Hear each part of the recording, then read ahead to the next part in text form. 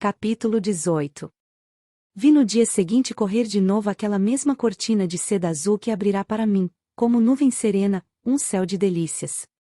Penetrei o templo do prazer, que eu entrará pela primeira vez esmagado por um olhar de tão soberano desprezo. Mas não encontrei nem a antiga fragrância, nem a atmosfera tépida e embalsamada que outrora o enchia. Estava frio e triste, como um aposento. Por muito tempo privado de ar e luz. Lúcia não proferira uma palavra desde a minha chegada. Muda e submissa obedecera ao meu olhar, e quando a toquei, teve uma comoção violenta, verdadeiro choque elétrico. Fugiu. Espavorida, mas voltou logo, e caminhando para mim, entregou-se com um cínico desgarro. Há de ter ouvido falar na sensualidade nefanda dos coveiros de cemitério, que saciavam no cadáver das belas mulheres um desejo brutal. Não creio que esses abutres da lascívia apertassem corpo mais gelado e insensível do que a múmia que se inteiriçava nos meus braços. Senti o frio horror de Virgílio correr-me pela medula dos ossos. Lúcia atravessou o aposento com um passo hirto, e saiu. Entrou alguns minutos depois. Oh! Calor voltará à epiderme, que abrasava agora, o corpo tinha, não a doce flexibilidade que lhe era natural, porém uma elasticidade nervosa e convulsa, que o enrolava como a cauda de uma serpente na agonia. Em vez do seu hálito sempre perfumado, a boca exalava o bafo ardente de uma chama interior e o fumo alcoólico de espírito fortíssimo. O que bebeste tu, Lúcia? Perguntei-lhe inquieto. Sofro do estômago, bebi um gole de kirsch, respondeu com a voz trapega. Que extravagância! Ela cortou-me a palavra com um beijo de fogo, escaldou-me da lava que corria-lhe do corpo, mas de repente repeliu-me bruscamente escondendo o rosto nas mãos. Não posso. É mais forte do que eu. Soluçava como uma criança, riu depois como uma louca. Conheci então a verdade, Lúcia estava embriagada. A sua saída repentina fora um ato de desespero para vencer o gélido espasmo que a marmorizava.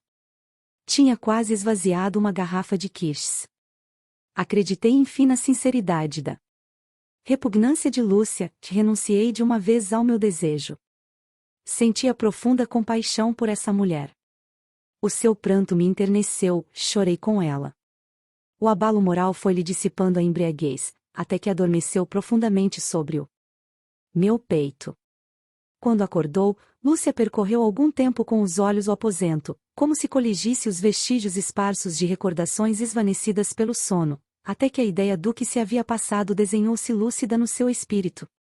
Então volveu para mim o olhar humilde juntando as mãos com uma expressão suplicante. Logo mais terei forças. Balbuciou ela.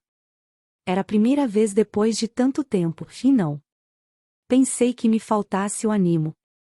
Não, Lúcia, nunca mais. O seu rosto anuviou-se. Então vai abandonar-me de novo?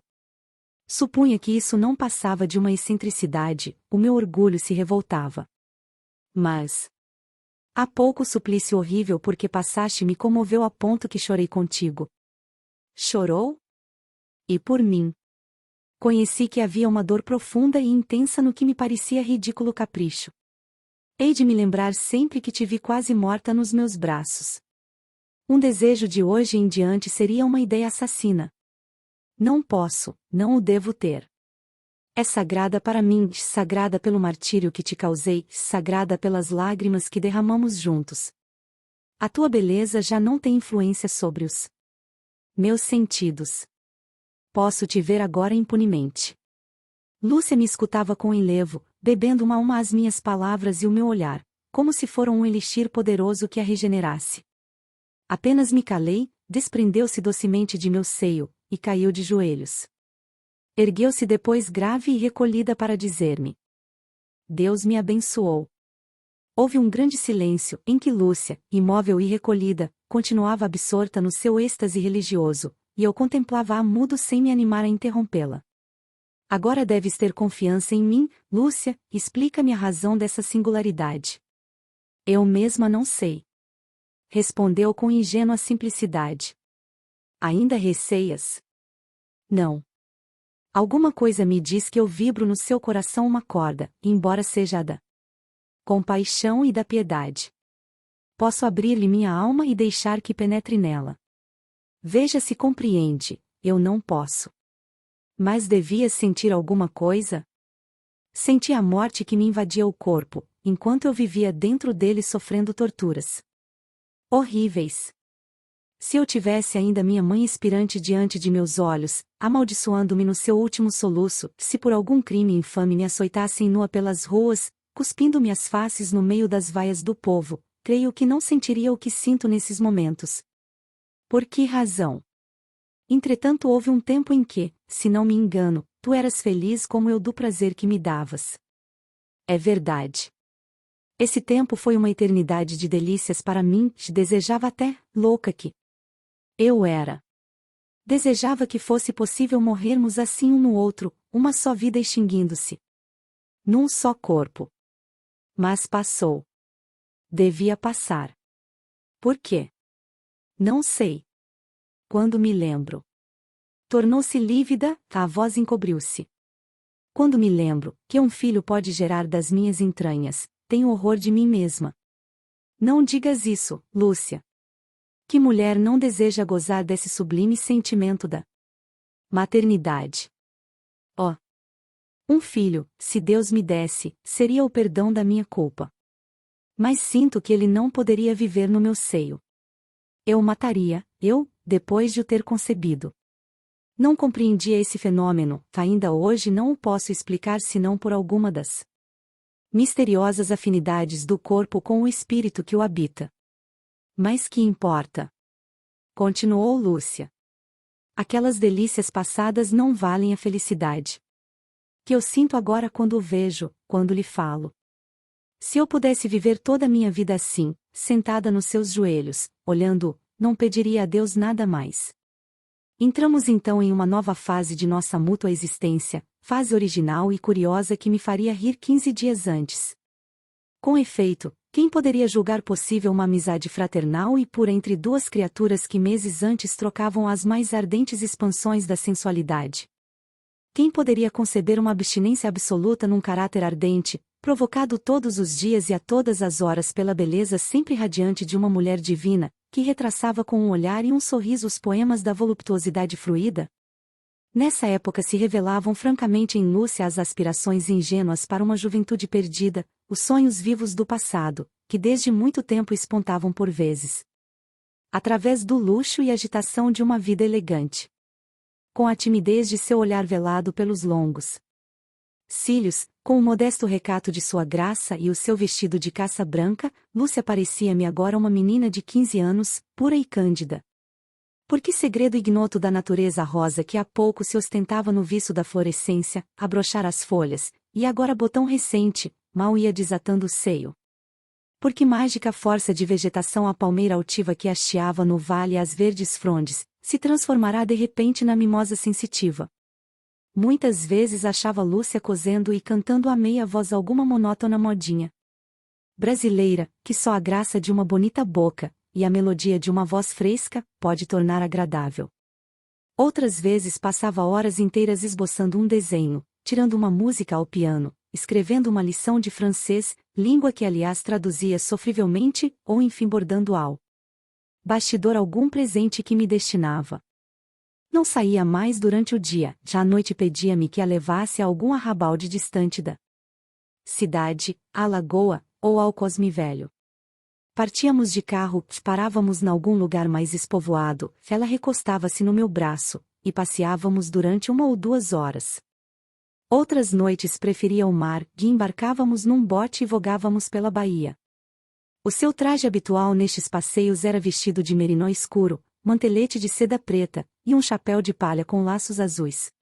Mas essa mulher tinha a beleza luxuosa que se orna a si mesma, e que os enfeites, longe de realçar, amesquinham. Nunca ela me parecia mais linda do que sob essa simplicidade severa. Um dia Lúcia chegou-se a mim com certo ar de mistério. Quer fazer amanhã um passeio comigo? Aonde? A São Domingos. Se isto te causa prazer. Partimos às 4 horas da madrugada numa falua, que atravessou rapidamente a baía e levou-nos à praia do Icaraí. Não sei se ainda aí perto existe um velho casebre, escondido no mato e habitado por uma velha e 2 filhos, que nos hospedaram, ou por outra, nos deram sombra e água fresca. Quando Lúcia pôs o pezinho calçado com a botina de duraque preto na areia úmida da praia, pareceu que a mobilidade e agitação das ondinhas que esfrolavam murmurando. Comunicou-se-lhe pelo contato. Em um instante chegou à casa, abraçou a velha, correu todos os recantos, o terreiro, o quintal e o mato que se estendia em roda. Ora suspendia-se aos ramos das árvores e colhia os frutos verdes que saboreava com delícia, ora pulava sobre a relva soltando gritos de prazer como as aves quando atitam ao raiar da manhã. E no meio de tudo isso voltava para mim, e me obrigava a tomar a minha parte do prazer que ela sentia. O meio de não comer frutas verdes quando elas não são apresentadas entre 2 linhas de pérolas e a sombra de lábios vermelhos, que fugiam furtando o beijo que prometiam. O meio de não fazer toda a sorte de loucuras, quando um talhe esbelto suspende-se ao vosso flanco, e uma voz aveludada murmura uma prece ao ouvido. Almoçamos. Lúcia contentou-se com uma códia de pão e um copo de leite, que bebeu sentada sobre uma pedra. Depois do almoço ela tomou-me pelo braço. Foi nesta casa que eu nasci, disse-me ela. Não era então velha como hoje está. Tudo muda, tudo passa.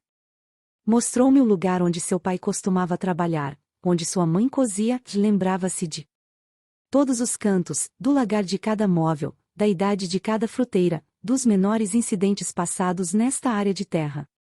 Faz 7 anos que deixei este lugar, parece-me que foi ontem. Quando venho aqui. Alguma vez, acho ainda viva e fiel a minha infância tão feliz. Recorda-se da glória? De lá olhei para esta praia. O Senhor estava perto de mim. Mal pensava que 3 meses depois aqui viríamos. Juntos? E o que é feito de tua família? Como a perdeste? Nunca me quiseste dizer nada a este respeito. Toda a minha vida lhe pertence, o passado como o futuro. Mas aqui não teria ânimo. Aqui vive a minha infância, que eu respeito. Não quero que estes lugares, que me viram tão alegre, me vejam sofrer, tendo-o junto de mim. Não falemos nisso agora, suponho que dormi estes 7 anos e acordei hoje de repente. Sentamo-nos sobre a relva coberta de flores e à borda de um pequeno tanque natural, cujas águas límpidas espelhavam a doce serenidade do céu azul. Lúcia tirou do bolso o seu crochê e o novelo de torçal, e continuou uma gravata que estava fazendo para mim.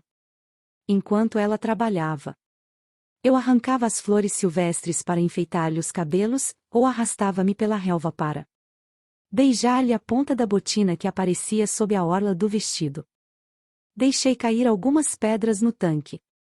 Não sei que impressão triste faz sobre o espírito a plácida imobilidade da onda, que desafia o homem a quebrar a quietude da natureza. Os olhos acompanham então com uma indefinível satisfação os círculos concêntricos que surgem à tona e vão se dilatando até correr nas margens do lago. Ia tirar uma nova pedra, quando Lúcia, que eu supunha ocupada com o seu trabalho, reclinou-se para mim, de mãos juntas, e disse-me com uma voz angustiada: Não. Coitadinha. Tenha pena dela. Encarei com Lúcia, seu rosto traía uma aflição profunda. De surpreso, deixei cair a pedra. Oh! Como deve sofrer! Balbuciou ela mostrando-me com a mão trêmula a água que se toldava e enegrecia. Que é isto? Em que estás pensando, Lúcia? Disse apertando-lhe as mãos com força. Volveu para mim os olhos vagos, contemplou-me um instante e riu. Uma loucura. Não sei como me veio semelhante ideia. Vendo esta água tão clara toldar-se de repente, pareceu-me que via minha alma, e acreditei que ela sofria, como eu quando os sentidos perturbam a doce serenidade de minha vida. Depois de uma pausa continuou. Naquele dia, não soube explicar-lhe. É isto. Veja. A lama deste tanque é meu corpo, enquanto a deixam no fundo e em repouso, a água está pura e límpida. Acredite ou não, Lúcia acabava de me revelar naquela imagem simples um fenômeno psicológico que eu nunca teria suspeitado.